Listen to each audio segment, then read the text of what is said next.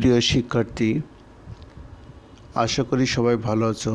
COVID-19 সারা পৃথিবীব্যাপী তথা বাংলাদেশেও সর্বত্র ছড়িয়ে পড়েছে। এ অবস্থায় আমরা প্রত্যেকে সচেতন হব, স্বাস্থ্যবিধি মেনে চলব এবং সুস্থ জীবনাচরণের জন্য সর্বাত্মক চেষ্টা চালিয়ে যাব। সবাই সুস্থ থাকবে, এটি আমাদের প্রত্যাশা। আজ অনলাইন ক্লাসে সবাইকে স্বাগত জানাচ্ছি।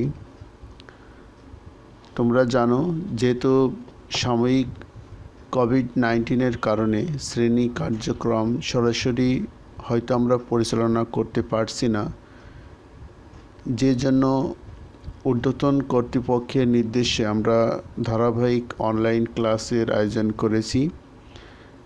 বাংলাদেশের সংবিধান প্রণয়নের ইতিহাস সম্পর্কে আজ ক্লাসে আলোচনা করার চেষ্টা করব। ক্লাস পরিচালনায় আমি মোহাম্মদ আকরাম হোসেন, সহকারী অধ্যাপক, রাষ্ট্রবিজ্ঞান, আমলা সরকারি কলেজ, মিরপুর, কুষ্টিয়া। তোমরা আগেই বলেছি, আজ আমাদের টপিকস শিরোনাম বাংলাদেশের সংবিধান প্রণয়নের ইতিহাস। পাঠ পরিকল্পনাটি আমরা দেখে নেব। পাঠ পরিকল্পনার মধ্যে আজ থাকবে সংবিধান, অর্থাৎ সংবিধান কি, তারপর থাকবে বাংলাদেশের সংবিধান প্রণয়নের ইতিহাস। শিক্ষণফল, অর্থাৎ এই ক্লাস শেষে আমরা যে বিষয়গুলো শিখতে পারবো সেই বিষয়গুলো হচ্ছে সংবিধান সম্পর্কে বর্ণনা করতে পারবে, বাংলাদেশের সংবিধান প্রণয়নের ইতিহাস ব্যাখ্যা করতে পারবে। প্রথমে আমরা সংবিধান কি সে সম্পর্কে একটু ধারণা নেওয়ার চেষ্টা করব। আমরা জানি সংবিধান হলো রাষ্ট্র পরিচালনার জন্য লিখিত ও অলিখিত বিধিবিধানের সমষ্টি। একটি রাষ্ট্রের সংবিধানে শাসকের ক্ষমতা, শাসিতের অধিকার ও কর্তব্য এবং উভয়ের সম্পর্কের প্রকৃতি সুস্পষ্টভাবে লেখা থাকে। এটি কোনো শাসন ব্যবস্থার মূল গ্রন্থ, যাতে স্বায়ত্তশাসিত কোনো রাজনৈতিক সত্তার কর্তব্য নির্ধারণের মৌলিক নিয়ম ও সূত্রসমূহ লিপিবদ্ধ থাকে। কোনো দেশের ক্ষেত্রে এই শব্দ সেই দেশের জাতীয় সংবিধানকে বোঝায়, যা রাজনৈতিক মৌলিক নিয়ম ও সরকারের পরিকাঠামো, পদ্ধতি, ক্ষমতা ও কর্তব্যকে প্রতিস্থাপিত করে। লিখিত না অলিখিত, এই ভিত্তিতে আমরা দেখি সংবিধান সাধারণত দুই প্রকার: এক, লিখিত সংবিধান; দুই, অলিখিত সংবিধান। সংশোধন পদ্ধতির ভিত্তিতে সংবিধান দুই প্রকারের হয়ে থাকে: এক, সুপরিবর্তনীয় ও দুষ্পরিবর্তনীয়। আমাদের বাংলাদেশের সংবিধান প্রথমত লিখিত এবং দ্বিতীয়ত দুষ্পরিবর্তনীয়। আমরা আগের একটি ক্লাসে জেনেছিলাম যে দুষ্পরিবর্তনীয় হলেও একটি নির্দিষ্ট প্রক্রিয়ার মধ্য দিয়ে আমাদের সংবিধানও তথা বাংলাদেশের সংবিধানও পরিবর্তন, সংশোধন, পরিমার্জন করা যায়। 1971 সালের মুক্তিযুদ্ধের মাধ্যমে বাংলাদেশ স্বাধীনতা অর্জন করে। পাকিস্তানের কারাগার থেকে মুক্ত হয়ে 1972 সালের 10 জানুয়ারি বাংলাদেশের মাটিতে পা রেখেই জাতির পিতা বঙ্গবন্ধু শেখ মুজিবুর রহমান সংবিধান প্রণয়নের পদক্ষেপ গ্রহণ করেন। 1971 সালে মুক্তিযুদ্ধের মাধ্যমে বিশ্বের মানচিত্রে একটি স্বাধীন ও সার্বভৌম দেশ হিসেবে স্বীকৃতি পায়। 1972 সালের 10 জানুয়ারি বঙ্গবন্ধু শেখ মুজিবুর রহমান পাকিস্তানের কারাগার থেকে ফিরে এসে সদ্য স্বাধীন দেশের দায়িত্ব গ্রহণ করেন। 11 জানুয়ারি 1972 সালে বঙ্গবন্ধু রাষ্ট্রপতি হিসেবে বাংলাদেশের অস্থায়ী গণপরিষদ আদেশ জারি করেন। সংবিধান আদেশে 10টি ধারা ছিল। আমরা যদি এই 10টি ধারার উল্লেখযোগ্য কিছু ধারা উল্লেখ করতে চাই, তার মধ্যে আছে 1, এ আদেশ বাংলাদেশ অস্থায়ী সংবিধান আদেশ 1972 নামে অভিহিত হবে। 2, এটি সমগ্র বাংলাদেশে প্রযোজ্য হবে। 3, এটি অবিলম্বে বলবৎ হবে। তারপর সংজ্ঞার ভিত্তিতে আছে, এ আদেশে বর্ণিত গণপরিষদ বলতে 1971 সালের ডিসেম্বর ও 1971 সালের জানুয়ারি এবং 1971 সালের মার্চ মাসে অনুষ্ঠিত জাতীয় পরিষদ ও প্রাদেশিক পরিষদের আসনগুলোতে বিজয়ী এবং আইনের দ্বারা বা অধীনে অন্য দিক দিয়ে অযোগ্য বিবেচিত নন বাংলাদেশের এমন সকল নির্বাচিত গণপ্রতিনিধিকে নিয়ে গঠিত পরিষদকে বোঝাবে। 5, বাংলাদেশে একটি মন্ত্রী পরিষদ থাকবে এবং প্রধানমন্ত্রী মন্ত্রী পরিষদের প্রধান হবেন। 6, রাষ্ট্রপতি তার সকল দায়িত্ব পালনের ক্ষেত্রে প্রধানমন্ত্রীর পরামর্শ অনুযায়ী কাজ করবেন। 7, রাষ্ট্রপতি গণপরিষদে এমন একজন সদস্যকে প্রধানমন্ত্রী নিযুক্ত করবেন যিনি গণপরিষদের সংখ্যাগরিষ্ঠ সদস্যদের আস্থা ভোগ করেন। অন্য সকল মন্ত্রী, প্রতিমন্ত্রী প্রধানমন্ত্রীর পরামর্শক্রমে রাষ্ট্রপতি কর্তৃক নিযুক্ত হবেন। 8, গণপরিষদ কর্তৃক সংবিধান প্রণীত হওয়ার পূর্ববর্তী কোনো সময়ে রাষ্ট্রপতির পদ শূন্য হলে মন্ত্রিপরিষদ বাংলাদেশের একজন নাগরিককে রাষ্ট্রপতি নিযুক্ত করবেন। 9, বাংলাদেশের একটি হাইকোর্ট থাকবে।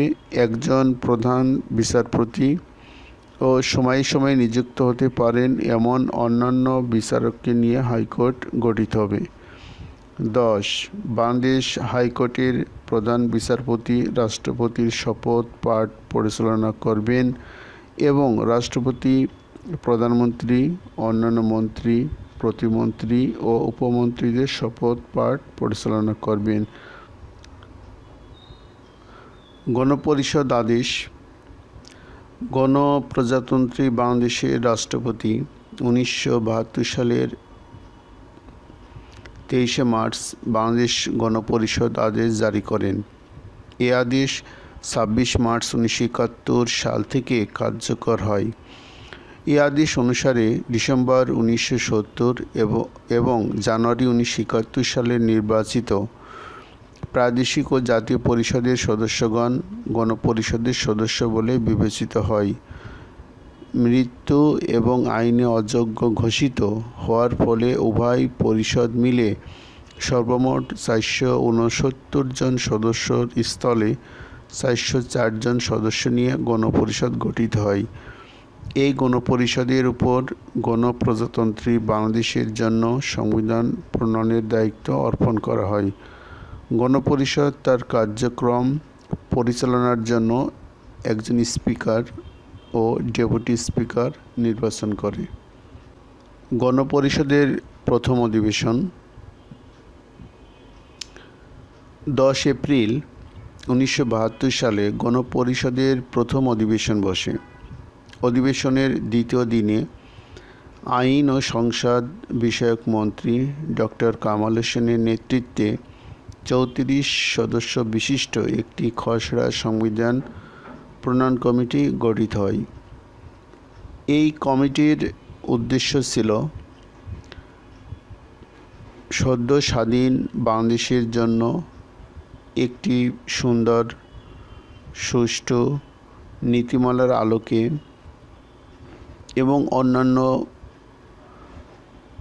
গণতান্ত্রিক দেশের সংবিধানের সাথে সামঞ্জস্য রেখে বাংলাদেশের জন্য উপযুক্ত একটি সংবিধান স্বল্প সময়ের মধ্যে তৈরি করা, যে সংবিধানের আলোকে বাংলাদেশ রাষ্ট্র পরিচালিত হতে পারে।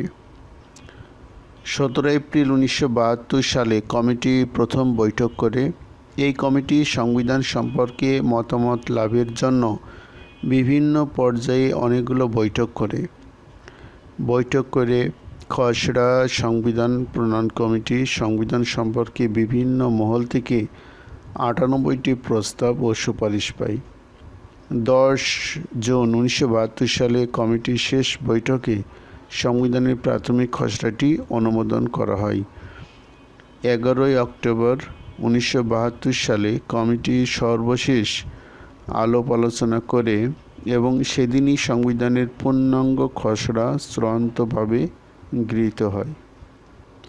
সংবিধান প্রণয়নের উদ্দেশ্যে 1972 সালের 11 এপ্রিল ডক্টর কামাল হোসেনকে সভাপতি করে যে 34 সদস্য বিশিষ্ট কমিটি গঠন করা হয়, তার একটি পূর্ণাঙ্গ যে কমিটি, সেই কমিটির তালিকা এখানে দেওয়া হলো। কমিটিতে তোমরা দেখতে পাচ্ছ যে ডক্টর কামাল হোসেন প্রধান এবং আরও অন্যান্য 33 জন, সর্বমোট 34 জনের একটি নামের তালিকা আছে। তোমরা এইগুলো সময় নিয়ে দেখে নিতে পারো।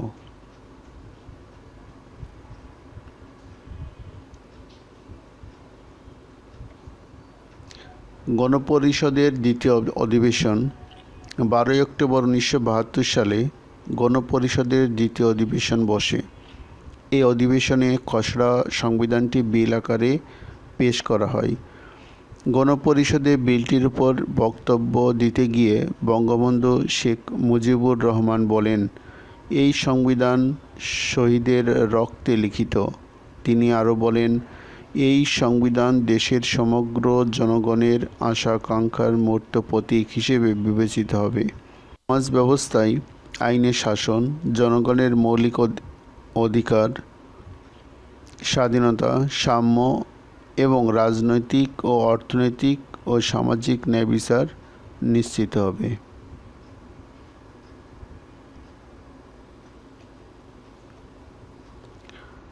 খসড়া সংবিধানের চূড়ান্ত অনুমোদন 19 অক্টোবর 1972 সালে খসড়া সংবিধানের প্রথম পাঠ শুরু হয় এবং 30 অক্টোবর পর্যন্ত চলে। অতঃপর 31 অক্টোবর দ্বিতীয় পাঠ শুরু হয় এবং 3 নভেম্বর পর্যন্ত এ পাঠ চলে। 4 নভেম্বর সংবিধানের ওপর তৃতীয় ও সর্বশেষ পাঠ শুরু হয়। ওই দিন অর্থাৎ 4 নভেম্বর 1972 সালে গণপরিষদ সদস্যগণ বাংলাদেশের সংবিধানকে তুমুল করতালি ও হর্ষধ্বনির মধ্য দিয়ে চূড়ান্তভাবে বিধিবদ্ধ করেন। সেই মহেন্দ্রক্ষণে জাতির জনক বঙ্গবন্ধু বলেন, একটি জাতি হিসেবে বাঙালিরা ইতিহাসে এই প্রথমবারের মতো তাদের সার্বভৌমত্ব রক্ষার্থে সংবিধান প্রণয়ন করল। গণপরিষদ কর্তৃক গৃহীত এ সংবিধান বিজয় দিবসের প্রতি শ্রদ্ধা জানিয়ে 1972 সালের 16 ডিসেম্বর থেকে কার্যকর করা হয়। পরিশেষে বলা যায় 1972 সালে সদ্য স্বাধীন বাংলাদেশের জন্য একটি স্বতন্ত্র সংবিধান প্রণয়ন ছিল যুগান্তকারী পদক্ষেপ। কারণ আমরা জানি একটি সদ্য স্বাধীন রাষ্ট্রের অনেকগুলো সমস্যা থাকে। বিভিন্ন দেশের স্বাধীনতার ইতিহাস পর্যালোচনা করলে দেখা যায় তাদের সংবিধান প্রণয়ন হতে অনেক সময় লেগেছে। সেই তুলনায় আমাদের বাংলাদেশের সংবিধান বঙ্গবন্ধু নেতৃত্বে খুব অল্প সময়ে প্রণয়ন করা হয় এবং তার আলোকে বাংলাদেশ রাষ্ট্র পরিচালিত হয়। বঙ্গবন্ধুর দূরদর্শী নেতৃত্বের অন্যতম ফসল স্বাধীন বাংলাদেশের সংবিধান। এই সংবিধানে জনগণের মৌলিক অধিকার, আইনের শাসন, স্বাধীনতা, সাম্য এবং রাজনৈতিক, অর্থনৈতিক ও সামাজিক ন্যায় বিচার প্রতিষ্ঠিত হয়। প্রিয় শিক্ষার্থী, এই ক্লাসের বিষয়বস্তুর আলোকে আমরা বাংলাদেশের সংবিধান কিভাবে প্রণীত হলো তার ইতিহাস ধারাবাহিকভাবে জানার চেষ্টা করেছি। আমরা পরবর্তী ক্লাসে 1972 সালের তথা মূল সংবিধানের বৈশিষ্ট্য নিয়ে আলোচনার চেষ্টা করব। সবাইকে ধন্যবাদ এবং পরবর্তী অনলাইন ক্লাসে থাকার জন্য সবাইকে আমন্ত্রণ জানিয়ে আজকের মতো শেষ করছি।